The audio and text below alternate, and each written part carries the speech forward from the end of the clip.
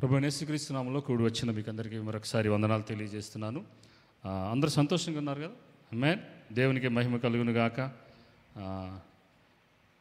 దేవుడు మన జీవితంలో ప్రతిదినము ఆయన నూతనమైన ఉచితమైన కృపతో మనల్ని ఆవరింపచేసి మనల్ని నడిపించే దేవుడు, మనం ఆరాధించే దేవుడు. ఓకే, నా మొదటి ప్రశ్న ఏంటంటే, కంఠస్థ వాక్యం ఎంతమంది కంఠత్వం చేశారు? ఏంటిది కంఠస్థ వాక్యం? ఏంటి? మాతో కూడా మీకును సహవాసం కలిగినట్లు మేము చూచిన దానిని వినిన దానిని మీకు తెలియపరుచున్నాము. మన సహవాసం అయితే ఆయనతో కూడా, తండ్రితో కూడాను, ఆయన కుమారుడైన క్రీస్తు కూడాను ఉన్నది. 1 యోహాను 1వ అధ్యాయం 3వ వచనం. సో ఈ వారం కూడా మీరు చేయవలసిన కంఠస్థ వాక్యాన్ని మీకు ఇచ్చాను, దాన్ని బై హార్ట్ చేయండి. 52 వారాల తర్వాత ఖచ్చితంగా మీరు 52 వచనాలని మీరు బై హార్ట్ చేసింది. ఆమేన్. సో భార్యాభర్తలు ఖచ్చితంగా మీరు దాన్ని ఒకరినొకరు అప్పచెప్పుకోండి, లేదంటే ఇంట్లో ఉన్న సహోదరులు వాటిని ఒకరినొకరు కంఠస్థం చేస్తూ వాటిని అప్పచెప్పుకోవాల్సిందిగా మనం చేస్తున్నాను. ఓకే, మనం వాక్య భాగంలోకి వెళ్తాం. మనం గడిచిన వారం వరకు అపోస్తుల కార్యం 2వ అధ్యాయం 42వ వచనం మూల వాక్యానిగా మనం ఏం చేశామంటే, వారు అపోస్తుల బోధ యందును సహవాసమందును రొట్టె విరుచుట యందును ప్రార్థన యందును ఎడతెగక ఉండిరి అనే ఒక 4 మాటలు మనం గడిచిన నెలంతా ధ్యానం చేస్తూ వచ్చాము. ఈ నెలలో మనం ఏ పుస్తకాన్ని మనం ధ్యానం చేయబోతున్నామంటే, రోమీయులకు రాసిన పత్రికని, ఈ పుస్తకాన్ని మనం ధ్యానం చేయబోతున్నాము. దీనిలో చాలా అనేకమైన విషయాలు దీనిలో దాగి ఉన్నాయి. మరి ఈ పుస్తకాన్ని ధ్యానం చేయడానికి వారానికి ఒక అధ్యాయం చెప్పున నేను వేసుకున్నా. ఎన్ని వారాలు పట్టింది? ఎన్ని నెలలు పట్టింది? 4 నెలలు పట్టింది. 4 నెలల పాటు మనం రోమా సామ్రాజ్యంతో కలిసి మనం ప్రయాణం చేయబోతున్నాం. సో అప్పుడులో ఒక సామెత ఉండేది, ఒక నానుడు ఉండేది, ఏంటంటే all roads leads to Rome. అంటే అన్ని దారులు ఎటువైపు తీసుకెళ్తాయంటే రోమా సామ్రాజ్యానికి తీసుకెళ్తాయని ఒక సామెత ఉండేది. ఎందుకంటే అలా చెప్తారంటే, ఆ రోమీలు ఏం చేశారంటే, రోమా చక్రవర్తులు ఏం చేశారంటే, వాళ్ళ సామ్రాజ్యం నుంచి అన్ని ప్రాంతాలకి రహదారులు వేసేసి వాళ్ళు ఏం చేశారంటే, అన్ని ప్రాంతాల వారు అన్ని దేశాలు వర్తకం చేసుకోవడానికి, వ్యాపారం చేసుకోవడానికి వీలుగా ఏం చేశారంటే, ఆ రోమ్ పట్టణాన్ని అలాగా వారు నిర్మించడం జరిగింది. అందుకని ఆ సామెత వచ్చింది, all roads leads to Rome అని చెప్పి ఆ సామెత వచ్చింది. ఓకే, మనము ఈ రోమీలు రాసిన పత్రికని ధ్యానం చేయడానికి ఇంట్రడక్షన్గా ఈ దినాన్ని మనము ధ్యానించుకోవడానికి ముందుగా ఒక మాట మీతో చెప్పాలని ఆశపడుతున్నాను. ఏంటంటే, మన చేతుల్లో ఉన్న దేవుని వాక్యం ఏదైతే మీ చేతుల్లో ఉందో, ఆ వాక్యము అది సజీవమైంది. అలాగే దానిలో ఎటువంటి తప్పు, దాంట్లో ఎటువంటి ఒక పొల్లైనను లేదంటే అక్షరమైనను తప్పు లేకుండా దేవుడు తన ఆత్మచేత ప్రేరేపించబడి ఈ బైబిల్ని రాయటం జరిగింది. మీరు దీనిలో ఉన్న వైవిధ్యాన్ని ఏం గమనిస్తారంటే, దీన్ని 40 మంది గ్రంథకర్తలు రాశారు. కానీ వీళ్ళందరూ ఒక దగ్గరే కూర్చొని అందరూ అనుకొని రాసినట్టుగా ఉంటుంది పుస్తకం మొత్తం. చదివితే ఏ పుస్తకం చదివినా, ఆది నుంచి ప్రకటన గ్రంథములు మీరు చదివినా, దేవుడు తన మనసులో ఏదైతే ఉంచాడో ఈ 40 మంది గ్రంథకర్తల్ని తన పరిశుద్ధాత్మ చేత ప్రేరేపించి తన వాక్యాన్ని ఏం చేశాడంటే, మనకి కావలసిన రీతిగా మన జీవితాలని అన్వయించుకోవడానికి, మనం ఏ స్థితిలో ఉన్నామో తెలుసుకోవడానికి దేవుడు ఏం చేశాడంటే ఈ వాక్యాన్ని రాపించడం జరిగింది. సో మీరు ఎప్పుడైనా గుర్తుపెట్టుకోండి, మీ చేతిలో ఉన్న వాక్యం, దీనిలో అసలు ఏ తప్పు అనేది లేదు. ఇది నిత్యము నిలిచే వాక్యము. ఇది దేవుని ఆత్మచేత ప్రేరేపించబడి రాయబడిన వాక్యము అనేది మీరు గుర్తుపెట్టుకోవాల్సిందిగా మనం చేస్తున్నాను.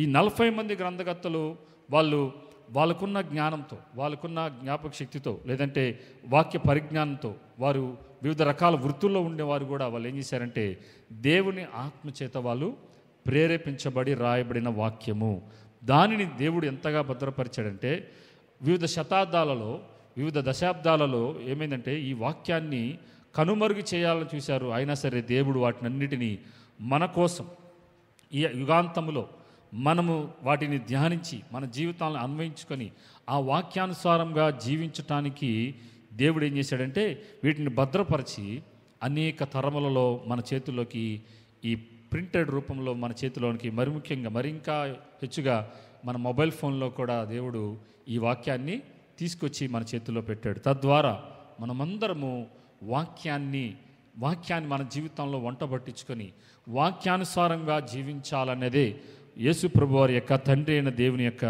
ప్రాముఖ్యమైన ఉద్దేశం. వాక్యం అంటే ఏంటని ఇంతకుముందు చెప్పాను. వాక్యం అంటే ఏంటంటే దేవుని ఆలోచన, దేవుని మనస్సు. తన మనస్సులో ఉన్నదాన్ని ఏం చేశాడంటే రాసి మన చేతుల్లో పెట్టాడు.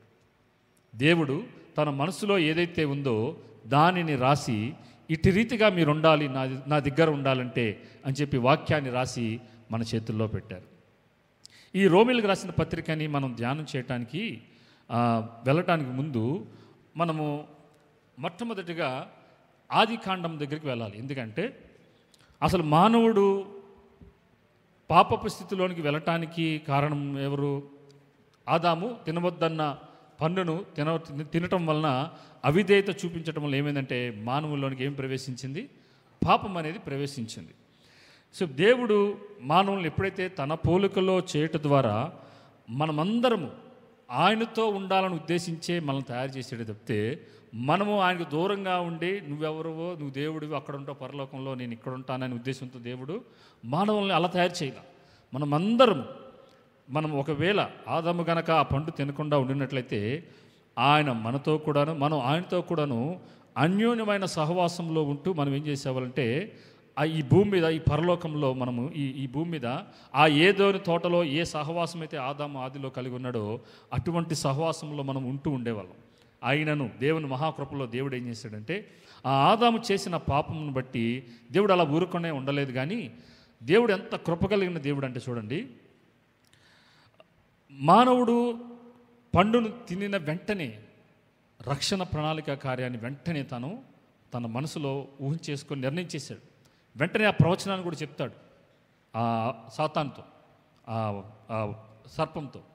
సో ఎప్పుడైతే ఆదాము దేవుడు తినద్దన్న పండును తినిన వెంటనే ఏం చేశాడంటే తనలోనికి సిగ్గు అనేది, తనలోనికి భయం అనేది, అలాగే మరి ముఖ్యంగా తనలోనికి ఏం వచ్చిందంటే దేవుని నుంచి అవిధేయత, మరణం అనేది ఈ మూడు మానవుల్లోనికి ప్రవేశించింది. అందుకని చూడండి, ఆదాము ఏం చేశాడు?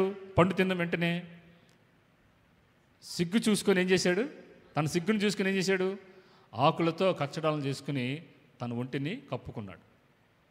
ఇప్పుడు దేవుడు వస్తున్నాడు, దేవుడు స్వరం వినబడుతుంది.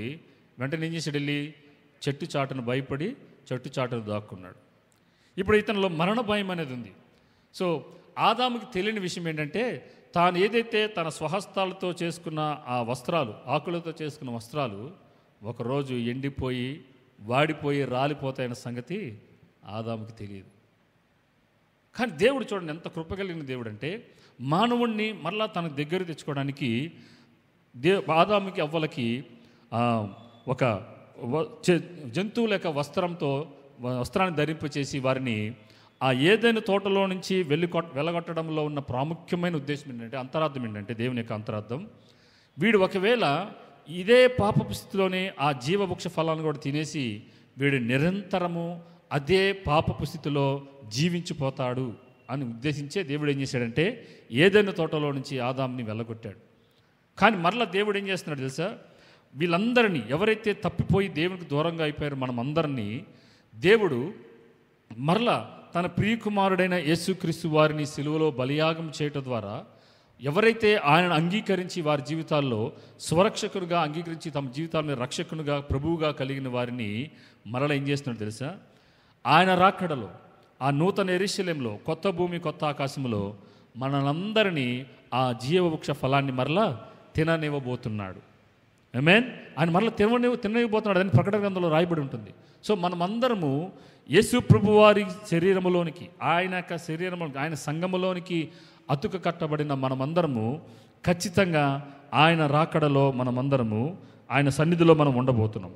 సో ఈ ఉదయకాలం ముందు మానవులలో ఉన్న ఈ యొక్క సిగ్గు, ఈ యొక్క పాపము, ఈ యొక్క మరణము, వీటన్నిటినీ తీసివేయడానికి యేసు ప్రభువారు 2000 సంవత్సరాల క్రితం ఈ భూమి మీదకి రావాల్సి వచ్చింది. ఆయన చేసిన సిలువలో చేసిన ఆ సిలువ త్యాగాన్ని, ఆ యొక్క రక్షణ కార్యాన్ని వివరించడానికి గురించిన రాసినదే ఈ రోమీలకు రాసిన పత్రిక. సో మనం గమనించాల్సింది, మనము ఈ రోమీలకు రాసిన పత్రిక కేవలం ఆ రోమాలో ఉన్న ఆ విశ్వాసులకి మాత్రమే కాదు, కానీ ఈ భూమి మీద ఉన్న సమస్త మానవాళికి ఈ పత్రిక రాయబడింది.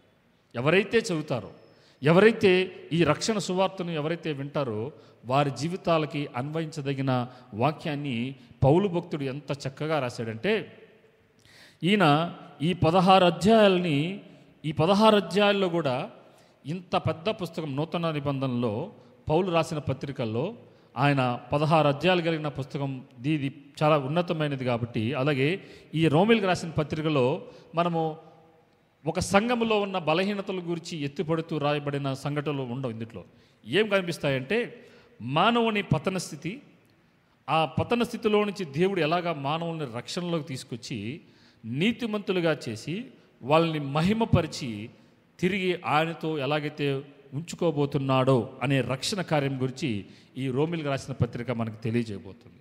మనము ఈ 90 రోజులలో మన నూతన నిబంధనని చదువుతున్న ప్రణాళికను స్టార్ట్ చేసాం. మనం ఈ రోజు నుంచి అపోస్తుల కార్యాన్ని మనం చదవబోతున్నాం. మీరు ఈ వారం తర్వాత మీరు కూడా రోమీలకు రాసిన పత్రికలోకి వస్తారు. మీరు అది చదువుతూ ఉంటారు. మనము ఈ వాక్యాన్ని కూడా మనం వారం దీన్ని ధ్యానం చేస్తూ ఉంటారు. ఈ రోమీలకు రాసిన పత్రికని మనము ఈ ఎవరు రాశారు అనే దానికి మనం చూడాలంటే మనకి మొదటి అధ్యాయంలోనే మనకు కనబడుతూ ఉంటుంది. దీనిని అపోస్తులుడైన పౌలు భక్తుడు రాశాడు. అపోస్తులుడైన పౌలు ఈ పుస్తకాన్ని రాయడం జరిగింది. మనం చూసినట్లయితే అపోస్తులుడైన పౌలు రాసినట్టుగా మనకి మొదటి అధ్యాయం మొదటి వచనంలోనే మనకు కనబడుతూ ఉంటుంది. ఈయన ఎప్పుడు రాశాడంటే ఈ పత్రికని దాదాపు మొదటి శతాబ్దంలోనే 56-57 క్రీస్తు శకం 56-57 అనే ఆ శతాబ్దంలో, మొదటి శతాబ్దంలో రాయటం జరిగింది. ఈ రోమీలకు రాసిన పత్రికకి ఉన్న మరొక పేరేంటయ్యా అంటే పౌలు రాసిన సువార్త అంటారు. పౌలు రాసిన సువార్త. మనకి 4 సువార్తలు ఉన్నాయి. ఏంటవి? మత్తయి, మార్కు, లూకా, యోహాను. చాలామంది వేదాంత పండితులు ఏమంటారంటే, పౌలు ఇది రోమీలకు రాసిన పత్రిక కాదు, ఇది సర్వ మానవాళికి కావలసిన సువార్తను గూర్చిన సాక్ష్యము, రక్షణ కార్యము దీంట్లో ఉన్నది కాబట్టి ఇది పౌలు రాసిన సువార్త పత్రిక అని మనం దీన్ని భావించవచ్చు అని చెప్పి దీన్ని సంబోధిస్తూ ఉంటారు. ఇది ఎప్పుడు రాయబడింది అంటే పౌలు ఆయన సువార్తను ప్రకటించుకుంటూ అనేక ప్రాంతాలకు వెళ్తూ ఉంటాడు. స్పెయిన్కి వెళ్తూ ఉంటాడు, కొరింథీలోకి వెళ్తూ ఉంటాడు, ఎఫీసీలకు వెళ్తూ ఉంటాడు. ఇలా వెళ్తున్న ప్రయాణ కాలంలో కొరింథీ అనే పట్టణంలో ఉన్నప్పుడు ఈయన రోమా పట్టణంలో ఉన్న ఆ రోమా పట్టణంలో ఉన్న సంఘములో ఉన్న యూదులో నుంచి రక్షణ పొందిన వారికి, అలాగే అన్య జనాంగములో నుంచి రక్షణ పొందిన విశ్వాసులుగా ఉన్న ఆ సంఘానికి రాస్తూ ఉన్నాడనమాట. నేపథ్యం గమనించండి. ఈయన ఆ సంఘంలో ఉన్న వారికి రాస్తున్నాడు. పౌలు భక్తుడు వ్యక్తిగతంగా ఆ సంఘానికి ఎప్పుడు వెళ్ళలేదంట. పౌలు భక్తుడు ఎప్పుడు వ్యక్తిగతంగా ఆ సంఘానికి వెళ్ళలేదు. కానీ అనేక మార్లు ఈయన ప్రార్థించాడు రోమాకి వెళ్ళాలని. దేవుడు పలుమార్లు ఆయన ఆటంకపరిచి వెళ్ళనివ్వలేదు. అప్పుడు ఏం చేశాడంటే ఈయన ఆ మూడో ప్రయాణంలో, అంటే సువార్తను ప్రకటించడానికి ఈయన వెళ్తున్న మూడో ప్రయాణంలో ఏం చేశాడంటే ఈ పత్రికను రాయటం జరిగింది. కొరింథీలో ఉండి రాశాడు ఈ పత్రికని. కొరింథీలో ఉండి రాసినప్పుడు ఈ పత్రికను ఆయన 56-57 మధ్యలో ఆ మొదటి శతాబ్దంలో రాయటం జరిగింది. అలాగే ఇది హూ ఆర్ మోస్ట్ కవర్డ్ ఇది ఈ పత్రికను డైరెక్ట్గా ఈయన తీసుకువెళ్ళి రోమా పత్రికను ఆ రోమా పట్టణంలో ఉన్న సంఘంలో ఉన్న వారికి ఈయన డైరెక్ట్గా వెళ్ళి అందజేయలేదు. కానీ మనకి ఇదే పత్రికలో 16వ అధ్యాయం 1వ వచనంలో చూస్తే ఫీబే అనే ఒక సహోదరి ఏం చేస్తుందంటే ఆమె కెంక్రేయ అనే ఒక ప్రాంతంలో ఉన్న సంఘములో ఉన్న పెద్దగా ఉండి ఈమె ఏం చేస్తుందంటే వెళ్ళి ఆ రోమా పత్రికను వారికి అందజేయడం జరుగుతుంది. నేను ఇంట్రడక్షన్లో ఉన్నాను, దయచేసి గమనించండి. సో ఇది నేపథ్యం. ఎందుకు రాశాడు, ఏ సందర్భంలో రాశాడు, ఎప్పుడు రాశాడు, ఏ ప్రాంతం నుంచి రాశాడు అనేది మనం చూస్తున్నాం. సో ఇప్పుడు దీనిలో ప్రాముఖ్యమైన వచనం ఏంటి? ఈ పుస్తకం అంతటిలో మనకి కావలసిన ప్రాముఖ్యమైన వచన భాగం ఏంటయ్యా అంటే రోమేయులకు రాసిన పత్రిక, ఈ పత్రికలోనే మొదటి అధ్యాయం 16-17 వచనాల్లో చాలా ప్రాముఖ్యమైనవి. ఇది ప్రాముఖ్యమైన వచనం ఈ పుస్తకం మొత్తానికి.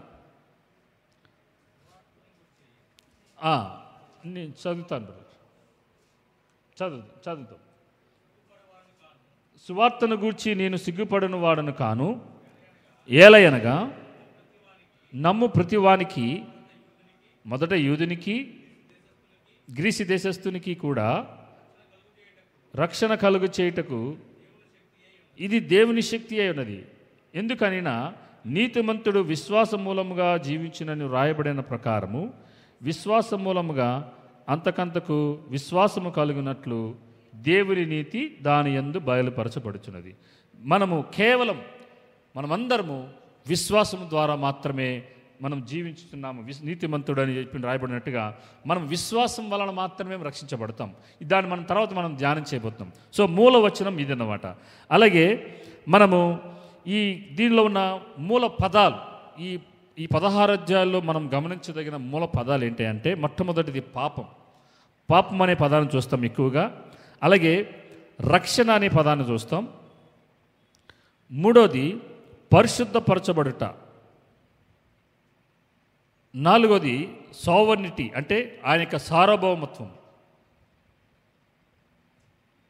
ఐదోది మనము ఇతరులకు చేసే సేవ, దేవునికి మరియు ఇతరులకి సహోదరులకి చేసే సేవ. ఈ 5 పదాలని ఈ 16 అధ్యాయాల్లో మనం చూడబోతున్నాం. పాపము, రక్షణ, పరిశుద్ధపరచబడుట, సార్వభౌమత్వము, అలాగే ఐదోది సేవ చేయుట దేవునికి మరియు తోటి సహోదరులకి. ఈ కొంతమంది వేదాంత పండితులు ఏమంటారంటే, ఈ పౌలు భక్తుడంట యేసు ప్రభువారు పుట్టినప్పుడే ఈయన కూడా జన్మించి ఉండొచ్చు. ఎందుకంటే యేసు ప్రభువారు మరణించి తిరిగి లేచి పరలోకానికి వెళ్ళిపోయిన తర్వాత ఆది సంఘము వారు దేవుని గురించి ప్రకటన చేస్తున్నప్పుడు స్టెఫన్ ఏం చేస్తాడు? ఈయన రాళ్ళతో కొట్టి చంపిస్తాడు. అప్పుడు ఈయన అక్కడే ఉంటాడు, ఈయన దగ్గరే ఉంటాడు చంపబడినప్పుడు.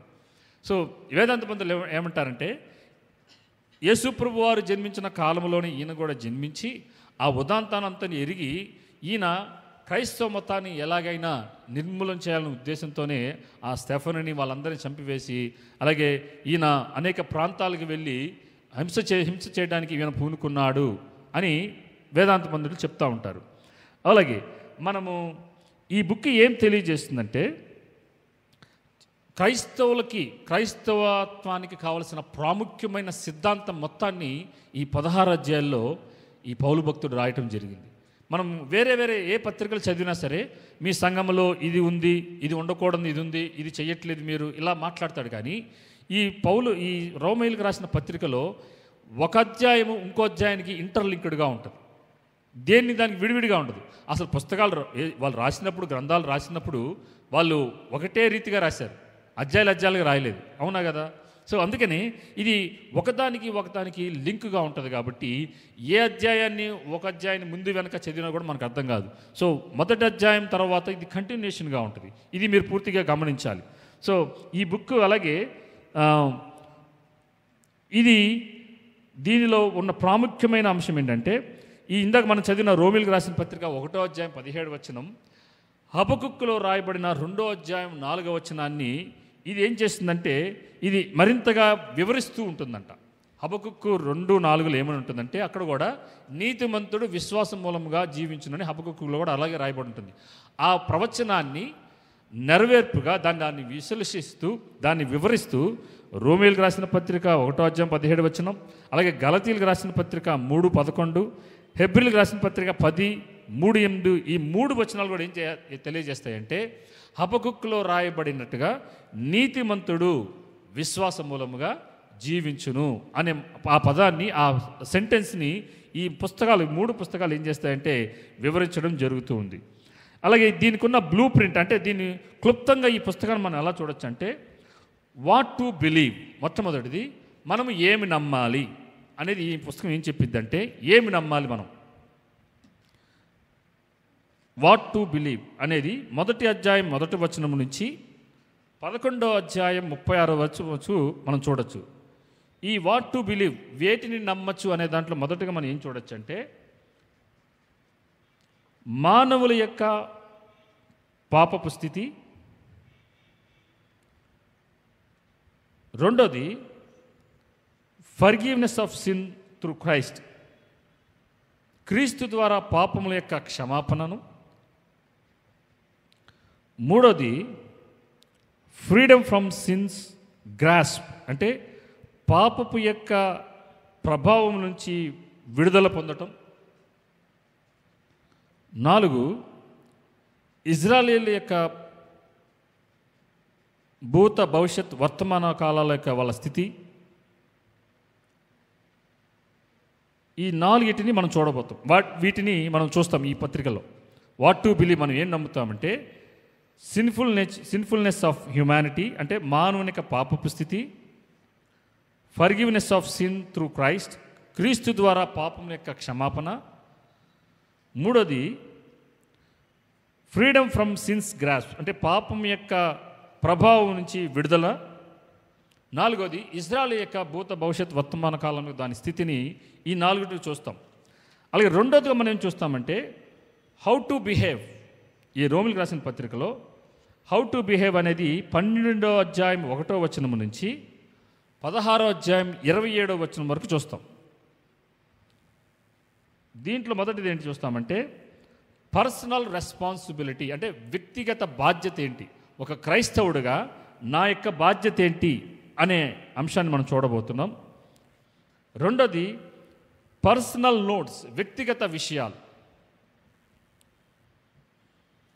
ఈ 2 మనం చూడబోతున్నాం. మొదటిదేమో వాట్ టు బిలీవ్, దాంట్లో 4 పాయింట్లు. అలాగే రెండోది హౌ టు బిహేవ్. మొదటిది పర్సనల్ రెస్పాన్సిబిలిటీ, రెండోది పర్సనల్ నోట్స్. ఈ రెండింటిని మనం చూడబోతున్నాం.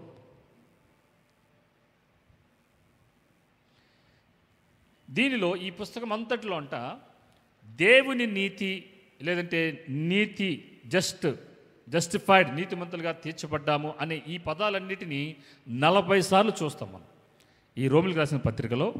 జస్టిఫైడ్, రైచియస్నెస్ ఆఫ్ గాడ్, దేవుని నీతిమంతులుగా తీర్చబడ్డాము అనే ఈ పదాలని 40 సార్లు మనము ఈ పుస్తకం అంతటిలో మనం చూస్తాం.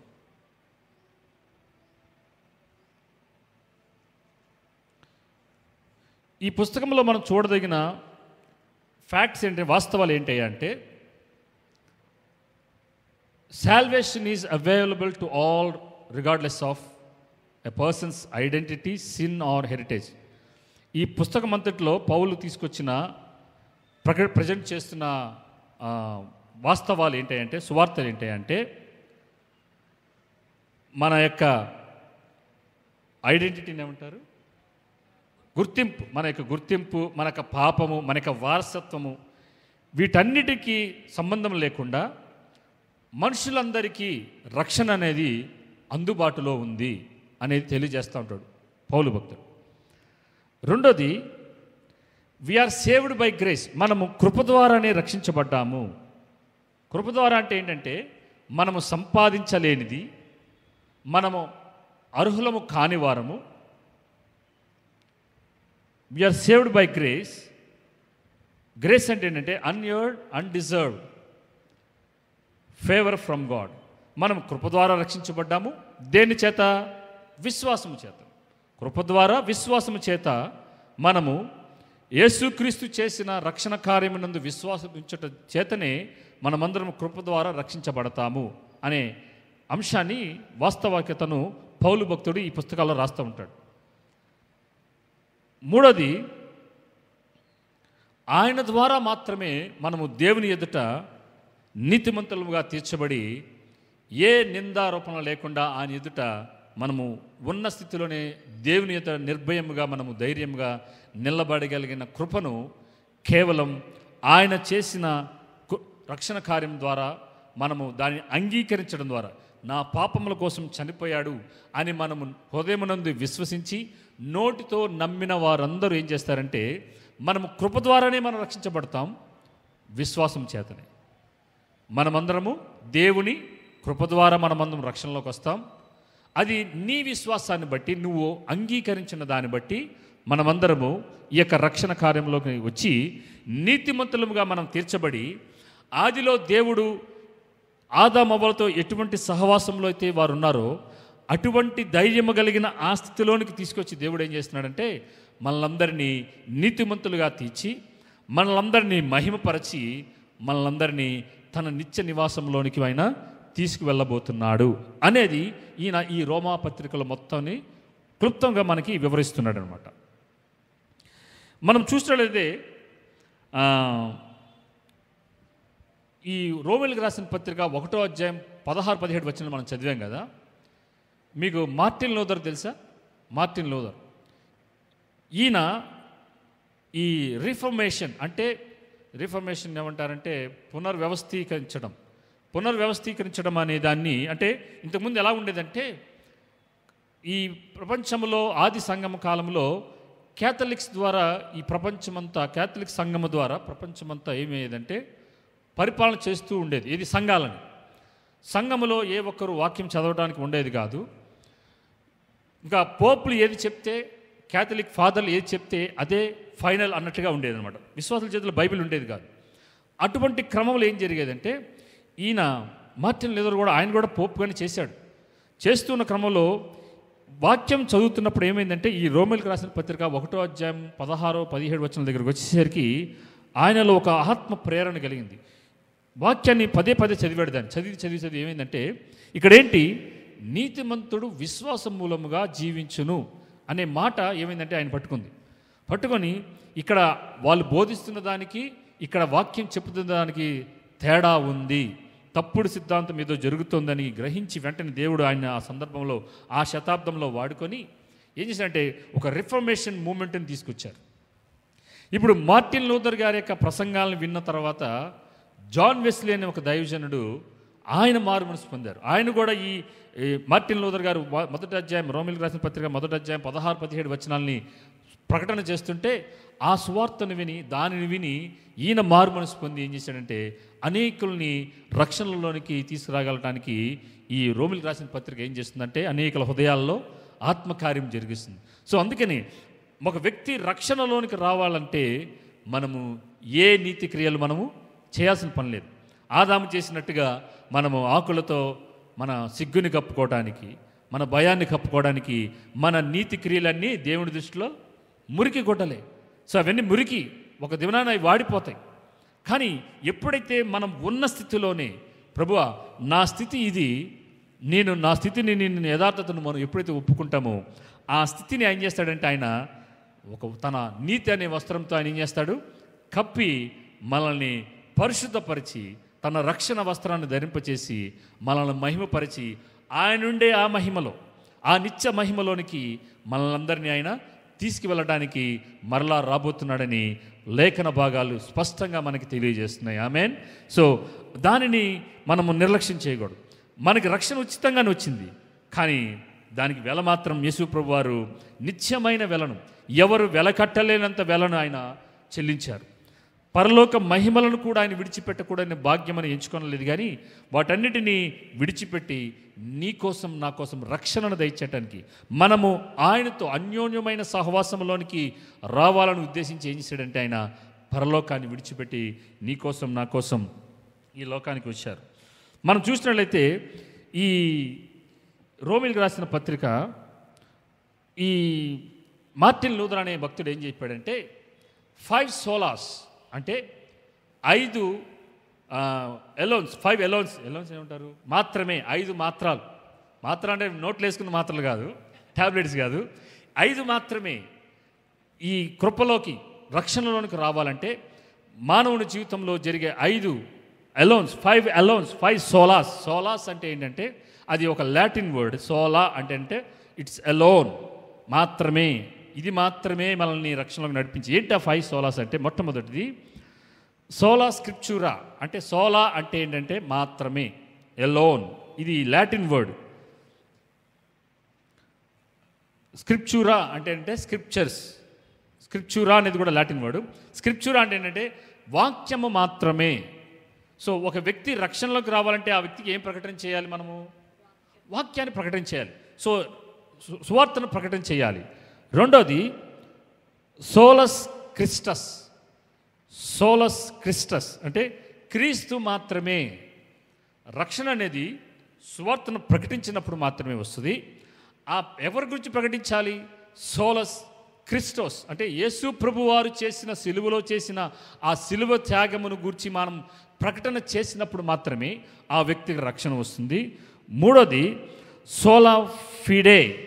సోలా ఫిడే అంటే ఫిడే అంటే ఏంటంటే విశ్వాసం వలన మాత్రమే, విశ్వాసము ద్వారా మాత్రమే. మొదటిది వాక్యము ద్వారా మాత్రమే. రెండోది యేసు ప్రభు వారు చేసిన సిలువ త్యాగం వలన మాత్రమే మానవులకు రక్షణ వస్తుంది. మూడోది నీ విశ్వాసము ఆయన చేసిన సిలువ త్యాగం మీద నిలిపినప్పుడు మాత్రమే వస్తుంది. నాలుగోది సోలా గ్రాటియా. సోలా గ్రాటియా అంటే ఏంటంటే కృప ద్వారా మాత్రమే ఈ రక్షణ నీకు వస్తుంది అని చెప్పి చివరికి ఏంటంటే ఈ నాలుగు దేనికోసమే తెలుసా?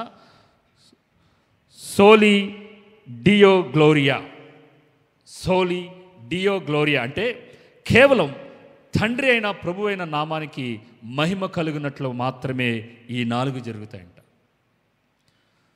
సోలా స్క్రిప్చురా, సోలస్ క్రిస్టస్, సోలా ఫిడే, సోలా గ్రాటియా, సోలి డియో గ్లోరియా. మొదటిది కేవలం వాక్యము ద్వారా మాత్రమే మనకి సువార్త ప్రకటించినప్పుడు మాత్రమే క్రీస్తు యేసు వారు చేసిన సిలువలో చేసిన ఆ రక్షణ కార్యాన్ని మనము ఆయన చేసిన కార్యం వలన మాత్రమే, మన విశ్వాసము వలన మాత్రమే, మనము కృప ద్వారా మాత్రమే ఈ రక్షణ మనము పొందుకుంటాము. ఈ నాలుగు కూడా ఎందుకంటే తండ్రి అయిన ప్రభు అయిన యేసు ప్రభు వారి నామానికి మహిమ కలిగినట్లుగా మాత్రమే ఒక వ్యక్తి జీవితంలో దేవుడు ఈ కార్యం చేస్తూ ఉంటాడు. ఆమేన్. సో దేవుడు ఏం చేసినా సరే నా జీవితంలో తన కృపా మహిమకు కీర్తి కలుగునట్లుగా దేవుడు ఏం చేస్తూ ఉంటాడంటే రక్షణ కార్యాన్ని చూడండి. దేవుడు ఆదాము పడిపోయిన వెంటనే రక్షణ కార్యాన్ని వెంటనే స్టార్ట్ చేశాడు. మనము ఆదాము తర్వాత వచ్చిన తరములన్నిటిని చూసినట్లయితే నోవహులో నుంచి ఒక తరాన్ని ఎంచుకున్నాడు. ఆ తర్వాత అబ్రహాములో నుంచి దేవుడు ఏం చేశాడంటే మరొక తరాలను ఎంచుకొని అబ్రహాముని తన కోసం ప్రత్యేకపరుచుకొని అనేక మంది జనాంగాన్ని నీలో నుంచి వచ్చిన వారిని నేను ఆశీర్వదిస్తానని ఒక వాక్యాన్ని మనం చూస్తాం. చూడండి ఒకసారి ఆదికాండము 22వ అధ్యాయం 18వ వచనం చూడండి. ఆదికాండం 22వ అధ్యాయం 18వ వచనంలో మరియు నీవు నా మాట వినినందున జనములన్నీయు నీ సంతానం వలన ఆశీర్వదింపబడను. ఎవరండి? కేవలం యూదులు మాత్రమే అన్నాడు అక్కడ దేవుడు. భూలోకంలో ఉన్న జనములన్నీ నీ సంతానం వలన అంటే అబ్రహాములో సంతానములో నుంచి రాబోతున్న 12 గోత్రములలో నుంచి వచ్చిన యూదా గోత్రములోని జన్మించిన యేసు ప్రభువారు వలన మనకేం జరుగుతుందంటే ఆశీర్వాదం. ఆశీర్వాదం అంటే ఏంటి? ఆస్తులు, అంతస్తులు, ధనభోగములు కాదు. ఒక మనిషికి కావలసిన మూలమైన ఆస్తి ఏంటంటే, ఆశీర్వాదం ఏంటంటే మానవుడు, తప్పిపోయిన మానవుడు, పాపములో ఉన్న మానవుడు తిరిగి దేవుని యొద్దకి జతపరచబడినప్పుడు మాత్రమే ఆయనలో ఉన్న ఆశీర్వాదాలన్నీ ఈ మానవుడికి జతపరచబడతాయి. సో అబ్రహాములో దేవుడు ఏం చేశాడంటే ముందుగానే మనల్ని క్రీస్తులో జగతి పునాది వేయబడక మునిపే ఈయన మాటలు వింటున్న మీరందరినీ మనల్ని దేవుడు ఏం చేశాడంటే క్రీస్తునందు మనల్ని తన కోసం ఏం చేశాడంట ప్రత్యేకపరుచుకున్నాడు. చూడబోతున్నాం, మనం మొదటి అధ్యాయం చూడబోతున్నాం. సో ఇక్కడ కూడొచ్చిన మనల్ని దేవుడు ఏర్పరచుకున్నాడు. ఆమేన్. మనల్ని ఏర్పరచుకున్నాడు. సో మొట్టమొదటిగా ఈ రోమా ప్రభుత్వంలోకి, రోమా సామ్రాజ్యంలోనికి క్రైస్తవత్వం ఎలా వచ్చింది అనేది అంటే కాన్స్టంటైన్ అనే ఒక చక్రవర్తి ఏం చేశాడంటే, మొట్టమొదటి చక్రవర్తి, రోమా సామ్రాజ్యంలో ఉన్న చక్రవర్తి ఈ క్రైస్తవత్వాన్ని ఆయన అంగీకరించాడు. క్రీస్తును అంగీకరించి తనను క్రైస్తవుడిగా మారి ఏం చేశాడంటే, తను చక్రవర్తిగా ఉండడం వల్ల ఏం చేశాడంటే, ఈ క్రైస్తవత్వాన్ని ఆ రోమా సామ్రాజ్యంలో దాన్ని విస్తరింప చేయడానికి అనేక రకాలుగా ఉన్న బిషప్స్ని, వాళ్ళందరినీ, డీకన్స్ని అందరిని లేవనెత్తి క్యాథలిక్ మతంలోనికి, క్యాథలిక్ సిద్ధాంతంలోనికి వారు తీసుకొచ్చారనమాట. ఇప్పుడు రోమా సామ్రాజ్యంలోనికి ఈ సువార్త ఎలా వెళ్ళింది అనేది అంటే ఏం చెప్తారంటే బైబిల్ పండితులు, మేడగది అనుభవంలో ఆ 120 మంది పరిశుద్ధాత్మ పెంతెకోస్తు దినాన్ని వారు ప్రార్థన చేస్తున్న పరిశుద్ధాత్మ దేవుడు వారు వాలినప్పుడు అక్కడికి అనేక మంది యూదులు వివిధ ప్రాంతంలో నుంచి అన్య దేశంలో నుంచి యెరూషలేమునికి వస్తారు. ఎందుకు? ఆ పెంతెకోస్తు దినం కాబట్టి, పండగలు ఆచరించడానికి కోసం వస్తారు. ఈ రోమా సామ్రాజ్యంలో నుంచి కూడా, ఈ రోమా దేశంలో నుంచి కూడా అనేక మంది యూదులుగా ఉన్నారు. చెదిరిపోయిన యూదులు ఏం చేశారంటే ఆ దినాన్ని ఆ రోజు ఉన్నారంట. ఎవరైతే ఆ పెంతెకోస్తు అనుభవం నాడు పేతురు నిలబడి మాట్లాడినప్పుడు విన్న సువార్త ఎవరైతే విన్నారో వీరు వెళ్ళి ఏం చేశారంటే మారుమనసు పొంది ఆ ఆ పట్టణంలోనికి వెళ్ళి వీరు అక్కడ పట్టణంలో, రోమా పట్టణంలో సంఘాన్ని స్థాపించారనేది బైబిల్ వేదాంత పండితులు చెప్తున్నారు. ఇక్కడ పౌలు భక్తుడు కానీ, పేతురు కానీ, యోహాను కానీ ఎవరు వెళ్ళి అక్కడ సంఘాన్ని స్థాపించిన దాఖలాలు ఎక్కడా లేవు. ఎవరైతే ఆ దినాన్ని ఎవరైతే విన్నారో, మారుమనసు పొందారో వారు వెళ్ళి మళ్ళీ తిరిగి వాళ్ళ ప్రాంతానికి వెళ్ళి అక్కడ వాళ్ళు కలిగిన దాన్ని, వాళ్ళు ఏదైతే నమ్మారో, విశ్వసించారో వాళ్ళు ఏం చేస్తున్నారంటే అక్కడ వారికి ప్రకటించి సమాజ మందిరంలో వారు కూడుకుంటున్నారు. ఇలా ఉండడం వల్ల ఏమైందంటే అన్యులు కూడా మారుమనసు పొందారు. యూదులు ఉన్నారు ఆ సంఘంలో, అలాగే రోమా పట్టణంలో ఉన్న ఇతర దేవతలకు ఆరాధించే అన్యులు కూడా ఏం చేశారంటే మారుమనసు పొంది ఈ సంఘంలో ఉన్నారు. ఇప్పుడు ఈ సంఘంలో ఉన్న వారికి రాస్తున్నాడు. చూద్దాం, మనము మొదటి అధ్యాయంలోకి వెళ్దాం. మొదటి వచనం నుంచి మనం చదువుతాను. యేసుక్రీస్తు దాసుడును అపోస్తలుడుగా ఉండుటకు పిలువబడిన వాడును దేవుని సువార్త నిమిత్తము ప్రత్యేకింపబడిన వాడనైన పౌలు రోమాలో ఉన్న దేవుని ప్రియులకు అందరికీ, అనగా పరిశుద్ధులుగా ఉండుటకు పిలువబడిన వారికి అందరికీ శుభమని చెప్పి రాయినది. ఇక్కడ ఆగుదాం. ఇక్కడ పౌలు ఏమంటున్నాడంటే, ఈయన ఎవరికి దాసుడంట? యేసుక్రీస్తుకి దాసుడు, అపోస్తలుగా ఉండడానికి పిలువబడిన వాడును దేవుని సువార్త నిమిత్తం ఏం చేశాడంటే ఈయన ప్రత్యేకింపబడిన వాడునైన పౌలు రోమాలో ఉన్న దేవుని ప్రియులకందరికీ, అనగా అంటున్నాడు పరిశుద్ధులుగా ఉండటకు పిలువబడను. ఇక్కడ ఉన్న మనమందరము మొట్టమొదటి పదం మనం నేర్చుకోబోతున్నాం ఏంటంటే, మనమందరము దేనికోసం పిలువబడ్డామంటే పరిశుద్ధులుగా ఉండుటకు మనము పిలువబడ్డాం. ఇక్కడ ఒక పదం మనకు కనబడుతుంది, పిలువబడిన వారు.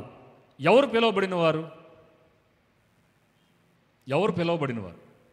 ఎవరైతే సువార్తను విని వారి హృదయంలో విశ్వసించి నా పాపముల కోసం ఆయన శిలువలో మరణించాడని ఎవరైతే విశ్వసించారో, నమ్మారో, కృప ద్వారా వారు రక్షణ పొందారో వారందరూ పిలువబడిన వారు.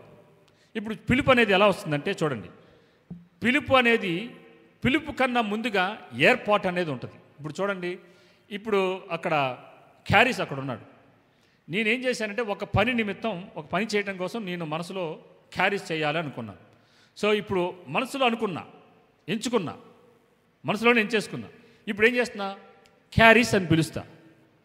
మన జీవితంలో కూడా జరిగింది అది. మనల్ని దేవుడు ముందుగానే ఏం చేశాడంటే, నాతో కూడా ఈ బిడ్డలు నేనుండే స్థలంలో నాతో పాటు ఉండాలని ఏం చేశారంటే, శ్యామ్ గారిని మనసులో దేవుడు అనుకొని, శ్యామ్ రా నా దగ్గరికి అని పిలిచాడు. అనుకున్న తర్వాతే మనం ఏం చేస్తాం? పిలుస్తాం. అలాగే దేవుడు కూడా ఏం చేశాడంటే, మనమందరము తన కృపా మహిమకు కీర్తి కలగాలని చెప్పి దేవుడు ఏం చేశాడంటే, పాపములో నశించిపోతున్న మనల్ని ఈ బిందు నాతో నా రాజ్యంలో ఉండాలి, లేదంటే ప్రియాంక నా రాజ్యంలో ఉండాలి, అలేఖ్య నా రాజ్యంలో ఉండాలి అని చెప్పి దేవుడు ఏం చేశాడంటే ముందుగానే అనుకొని ఇప్పుడు లోకములో నుంచి వేరు చేసి పిలుస్తున్నాడు. పిలుపు ఎలా వచ్చింది? మనకి సువార్త ద్వారా వచ్చింది.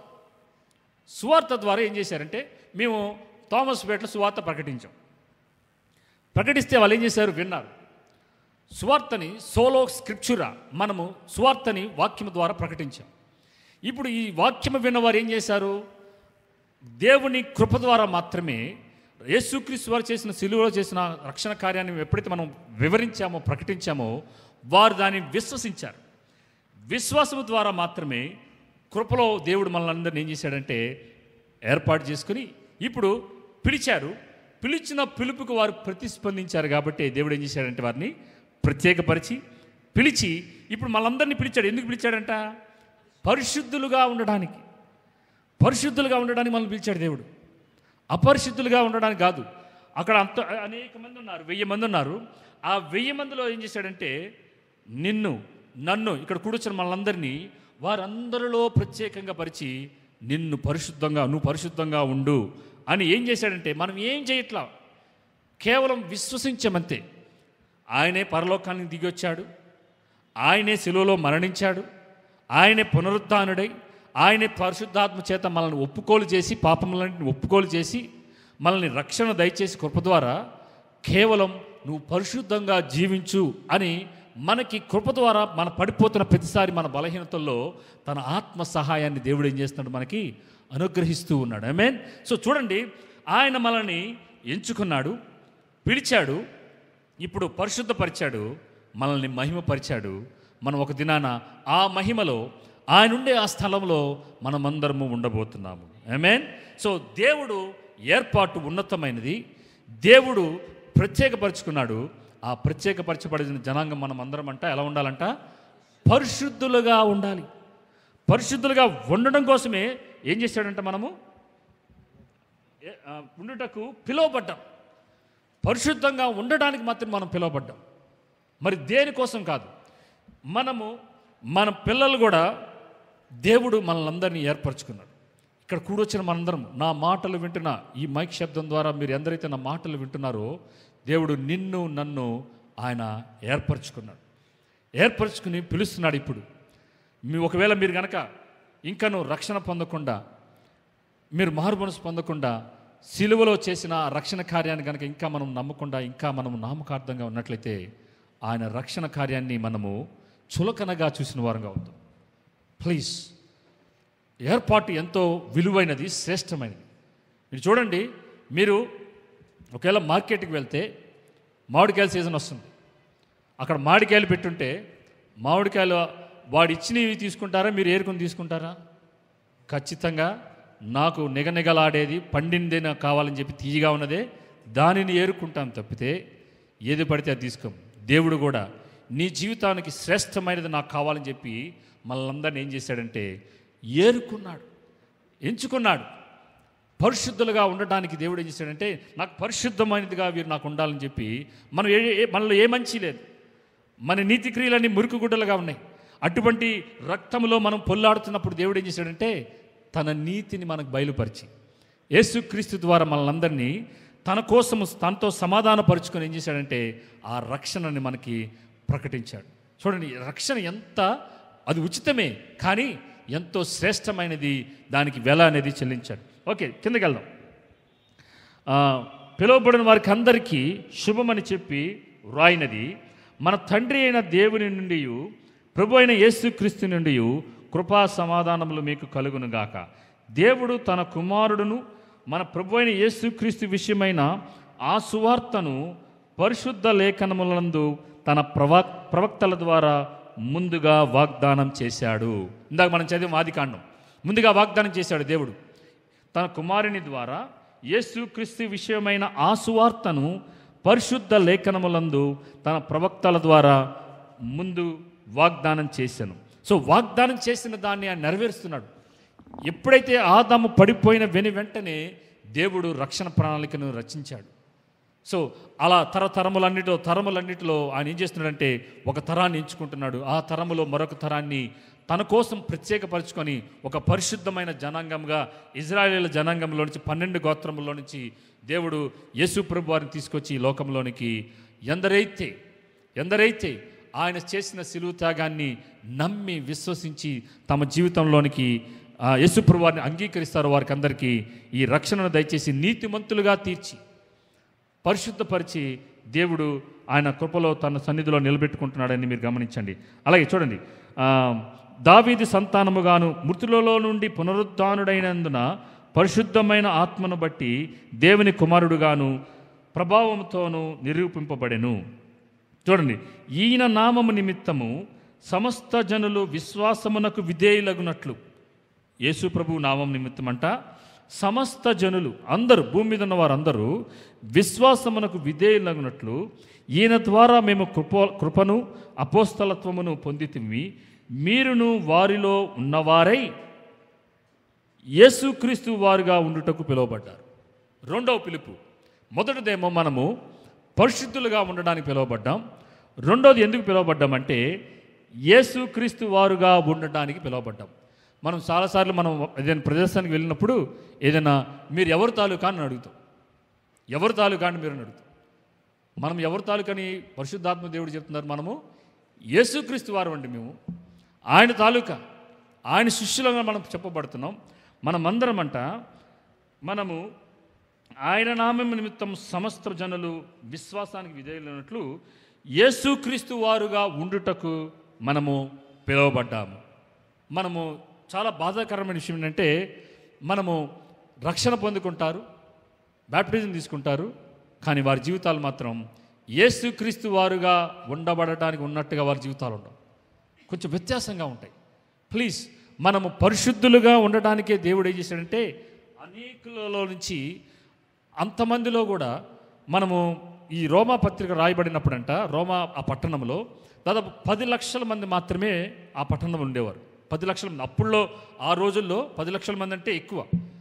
ఆ 10 లక్షల మందిలో ఏం రాస్తున్నాడంటే దేవుడు మిమ్మల్ని ప్రత్యేకపరుచుకున్నాడు, వారిలో మిమ్మల్ని యూదేతరులలో నుంచి అన్య జనాంగంలో నుంచి మిమ్మల్ని ఏర్పరచుకొని ఈ రక్షణ మీకు దయచేశాడు. ఎందుకో తెలుసా? మీరు పరిశుద్ధులుగా ఉండటానికి, మీరు యేసుక్రీస్తు వారుగా ఉండటానికి మాత్రమే దేవుడు మిమ్మల్ని ఏర్పరచుకొని మిమ్మల్ని పిలిచాడు. మరో చెప్తున్నాను పిల్లారా, పిలుపు అనేది ఏర్పరచుకున్న తర్వాతే మీకు పిలుపు వస్తుంది. సో దేవుడు నిన్ను నన్ను ఏర్పరచుకున్నాడు, నిన్ను నన్ను పిలుస్తున్నాడు. ఎందుకో తెలుసా? మనము పరిశుద్ధమైన వారుగా ఉండడానికి, అలాగే యేసుక్రీస్తు వారుగా ఉండడానికి మనము పిలువబడ్డాము అని ఈ 2 పదాలని మన జీవితాలకు అన్వయించుకోవాలి. 8వ వచనం చూద్దాం. మీ విశ్వాసము సర్వలోకమున ప్రచురం చేయబడుచుండటను బట్టి మొదట మీ అందరి నిమిత్తమును యేసుక్రీస్తు ద్వారా నా దేవునికి కృతజ్ఞతాస్తుతులు తెలియజేస్తున్నాడు. చెప్తున్నాడు, కృతజ్ఞత తెలియజేస్తున్నాడు, థ్యాంక్స్ చెప్తున్నాడు. ఎందుకు రాస్తున్నాను ఈ పత్రికను బట్టి అని చెప్తూ రాస్తున్నాడు. 9వ వచనం చూడండి. ఇప్పుడు ఎలాగైనాను ఆటంకము లేకుండా మీ యొద్దకు వచ్చుటకు దేవుని చిత్తం వలన నాకు వీలు కలుగునేమో అని నా ప్రార్థనల యందు ఎల్లప్పుడూ ఆయనను బతిమాలుకొనుచు మిమ్మును గూర్చి ఎడతెగక జ్ఞాపకం చేసుకుంటున్నాను. ఇక్కడ చూడండి, 2 మాటలు మనకు కనబడుతున్నాయి. ప్రార్థన అనగానే బైబిల్లో మనకు కనబడిచే దాని వెంటనే కనిపించే ప్రత్యేకమైన పదం ఏంటంటే ఏంటది? ఎల్లప్పుడు. ప్రార్థన అనగానే ఉండవలసిన పదం ఏంటి అంటే వెంటనే నా ప్రార్థనల యందు ఎల్లప్పుడూ, అలాగే పైన ఎడతెగక జ్ఞాపకం చేసుకుంటున్నాను. సో మీరు ప్రార్థన చేసిన ప్రతిసారి ఎలా ఉండాలంటే ఎడతెగక ప్రార్థన చేస్తున్నానా? నా జీవితంలో ప్రార్థన అనేది ఎడతెగక, లేదంటే ఎల్లప్పుడూ విరామము లేకుండా మనము ప్రార్థన చేస్తున్నామా లేదనేది ఒకసారి మనం పరిశీలన చేసుకోవాలి. సో ప్రార్థన ఎందుకు ఈయన ఏం చేస్తున్నాడంటే బతిమాలుకుంటున్నాడంటే దేవుణ్ణి. ఎందుకోసం? రోమాకి వెళ్ళాలని, రోమాలో ఉన్న సంఘంలోని వెళ్ళి దర్శించాలని చెప్పి ఈయన అనుకుంటున్నాడు. కానీ ఎప్పుడు ఈయనకు వీలు పడలేదు అంటున్నాడు. చూడండి, అందుకు ఆయన కుమారుని సువార్త విషయమై నేను నా ఆత్మయందు సేవించున్న దేవుడే నాకు సాక్షి. నేను ప్రార్థన చేస్తున్నాను లేదో దానికి సాక్షి ఎవరంటే నేను సేవిస్తున్న దేవుడే నాకు సాక్షి. ఎందుకంటే నేను ఎలాగైనా సరే మీ దగ్గరకు వచ్చి మీ మధ్యలో ఈ సువార్తను ప్రకటించాలని అనుకుంటున్నాను. కానీ మీరు స్థిరపడబడాలని 11వ వచనం అనగా మీకును నాకును కలిగి ఉన్న విశ్వాసము చేత, అనగా మనము ఒకరి విశ్వాసం చేత ఒకరము ఆదరణ పొందవలనని ఆత్మ సంబంధమైన కృపావరమైదైనను మీకు ఇచ్చుటకు మిమ్మల్ని చూడవలని మిగులు అపేక్షించుచున్నాను. సహోదరులారా, నేను ఇతరులైన అన్యజనులలో ఫలము పొందినట్లు మీలో కూడా ఫలమేదైనాను పొందవలని అనేక పర్యాయములు మీ యొద్దకు రానుద్దేశించింది, కానీ ఇది వరకు ఆటంకపరచబడి తిని ఇది మీకు తెలియకుండా నాకు ఇష్టం లేదు. చాలాసార్లు ప్రయత్నం చేశాడంట రోమాకు వెళ్ళాలని, కానీ అనేక మార్లు ఆటంకపరిచాడు. దేవుడు ఎందుకో ఆయన్ని వెళ్ళనివ్వలేదు.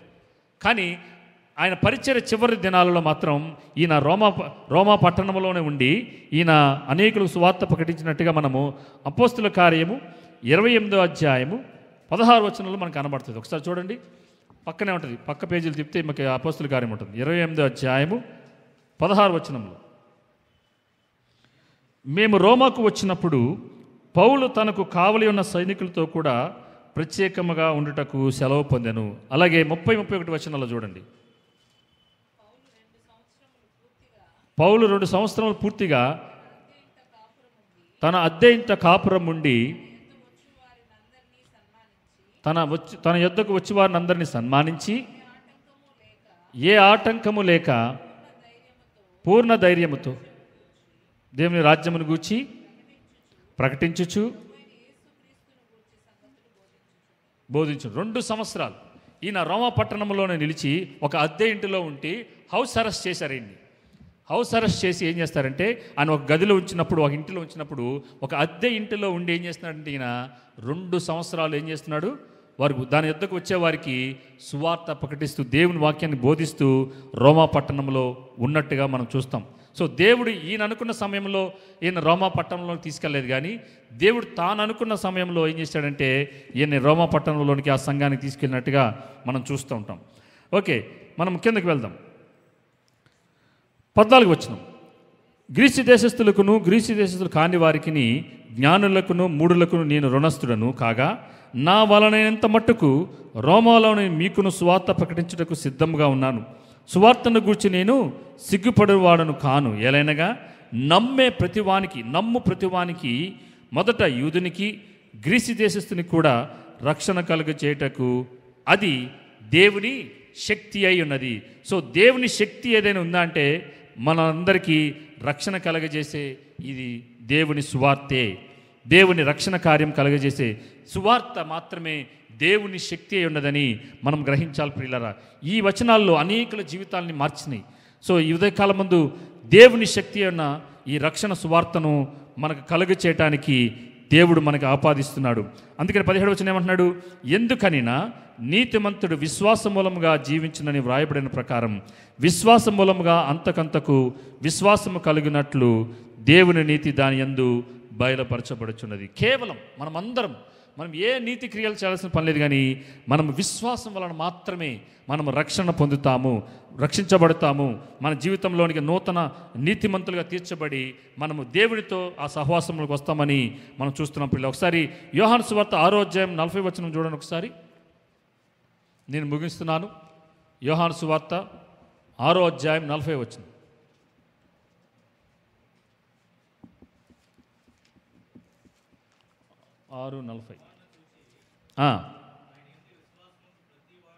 కుమారుని చూచి ఆయన యందు విశ్వాసముంచు ప్రతివాడును నిత్యజీవం పొందుటయే నా తండ్రి చిత్తము, అంత్యదినమున నేను వానిని లేపుదును అంటున్నాడు. మనం లేపబడాలంటే మనం మొట్టమొదటిగా చేయాల్సింది ఏంటంటే కుమారుని చూచి ఆయన యందు విశ్వాసముంచు ప్రతివాడు నిత్యజీవము పొందుతాడు అని అంటున్నాడు. అలాగే 29వ వచనం చూడండి, అదే అధ్యాయంలో, యేసు ఆయన పంపిన వాని యందు మీరు విశ్వాసం ఉంచుటయే దేవుని క్రియ అని వారితో చెప్పారు. మనం ఏం క్రియలు చేయాల్సిన పర్లేదు, కేవలం పంపిన వాని యందు, యేసు ప్రభు వారి యందు మనమంట విశ్వాసం ఉంచుటయే దేవుని యొక్క క్రియ, దేవుని నీతి మనకు ఆపాదించబడుతుందని ఈ లేఖన భాగాలు మనకు తెలియజేస్తుంది. ఈ ఉదయకాలం ముందు ఈ రోమిలకు రాసిన పత్రికలో మనం చదివిన మొదటి ఈ 17 వచనాల్లో మనం చూసినట్లయితే మనము 2 విధాలుగా ఉండడానికి మనం పిలువబడ్డాం. మొదటిది పరిశుద్ధులుగా ఉండటానికి, రెండోది క్రీస్తు వారుగా ఉండటానికి దేవుడు నన్ను పిలుచుకున్నాడు. ఈ లోకములో నుంచి మనల్ని వేరుపరిచాడు. మనము అనేకులుగా ఉండటానికి, అనేక మంది ఈ లోకంలో ఎంతోమంది ఉండగా, ఈ పట్టణంలో చీరాల పట్టణంలో ఎంతోమంది ఉండగా దేవుడు నన్ను పిలుచుకొని తన కృపామహిమకు కీర్తి కలిగినట్లుగా రక్షణను ఆపాదించి తన సువార్తను మనకు ప్రకటింపజేసి క్రీస్తు యేసు వారు సిలువలో చేసిన ఆ సిలువ త్యాగాన్ని మనము ఆపాదించుకున్నప్పుడు మనము రక్షణ పొందుతాం. మనము ఆయన మహిమలో నీతిమంతులుగా తీర్చబడి మనము ఆయన నుండే ఆ స్థలంలో కూడా మనము ఉండబోతున్నాం అనేది సత్యమైనది, వాస్తవికమైన సత్యం అనేది మీరు గ్రహించవలసిందిగా మనం చేస్తున్నాను.